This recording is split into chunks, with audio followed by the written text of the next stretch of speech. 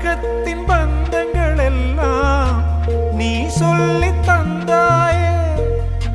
பிறப்புக்கும் இறப்புக்கும் இடையில் வழி நடத்தி சென்றாயே. உனக்கே ஓர் தொட்டில் கட்டி நானே தாயாய் மாறிட வேண்டும். ஆராரிராரோ நான் இங்கே பாட, தாயே நீ கண்ணுறங்கு, என்னோட மடி சாய்ந்து